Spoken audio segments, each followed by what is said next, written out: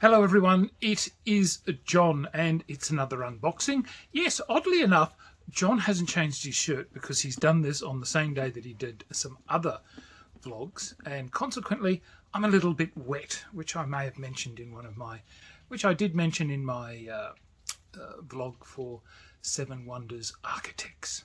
But I'm looking at here is my Christmas present from some very good friends. And I'm incredibly thankful and must say that the world would be a poorer place without people to share games with. And when they are as lovely a couple as Matt and Wanda, life couldn't get any better. So let's go and have a look at what's in the box of Pioneers. Hello everybody, it is John, and well, we're heading towards Christmas and I've got my first Christmas present, and consequently I know that it's a board game, and look, I can't wait until Christmas. My family no longer come and visit, so it's just my wife and I.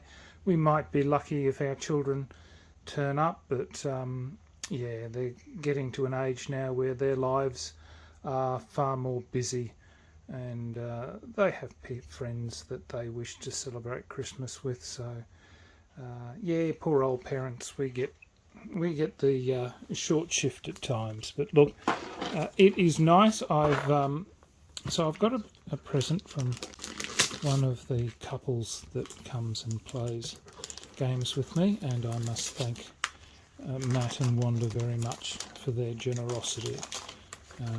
It's very nice to be appreciated. Now it's interesting because I know that when I was younger that my mother would always carefully peel off the sticky tape so that we would reuse Christmas paper for years to come. And in the end I threw out so much after she'd passed away. So what have I got here? Pioneers. I actually got to play this with Matt and Wanda, and look, I thoroughly enjoyed this game, and I'm very happy to have this in my collection because it's interesting, because it's somewhat similar in game to Portobello Road with some of its gameplay. So, but let's go and have a look at what is inside of this box. So, and as usual, have so much trouble trying to get things off, but here we go. So it's from Queen Games, who I do like as a company. So they do quite a few decent games, in my opinion. I think I've got a few Queen Games in my collection. I'm not sure, can't remember them offhand, but let's have a look at, am I going to get all of this in? Close enough. Alright, so here we go. This is, no, sorry, I'm just pedantic about trying to square this up. So anyway, Pioneers. And these are the little people, the little meeple people, and you use them as part of your game function. Then these are very much railways that you're linking the townships up with. So enough there for everybody. Some spare bags, which I'm quite pleased with. Then we have, my German is so old that I'm not even going to attempt it. And then we have an English version.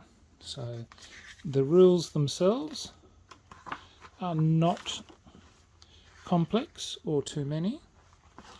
So it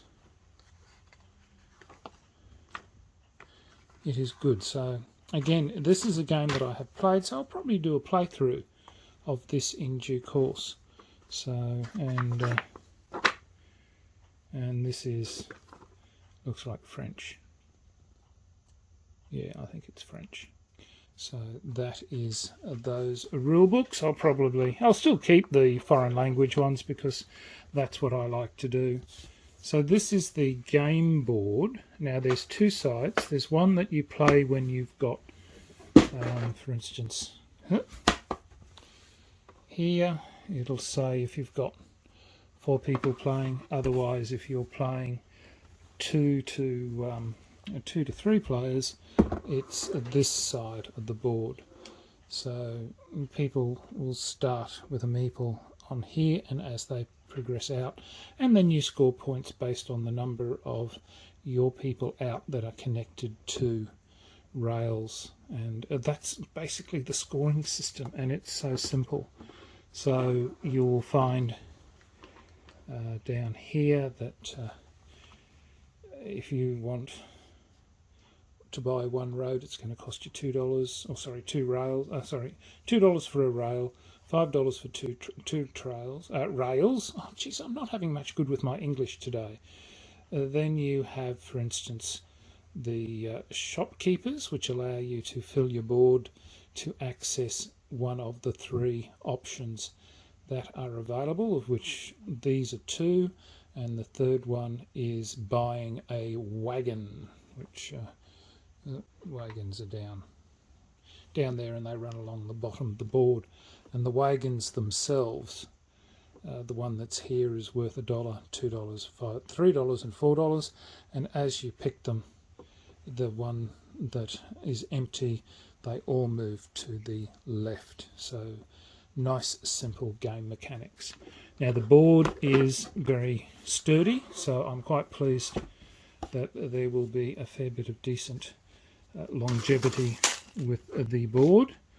Then the rest of this is all the playing pieces and that you will need. So you will have the wagons, which are the main playing part of the game. So you'll have your colour meeples on whichever wagon you've picked up, and when you go to a town, you can obviously use the mining. If you've gone to a town where a mining person is, you can put one of your meeples down on that.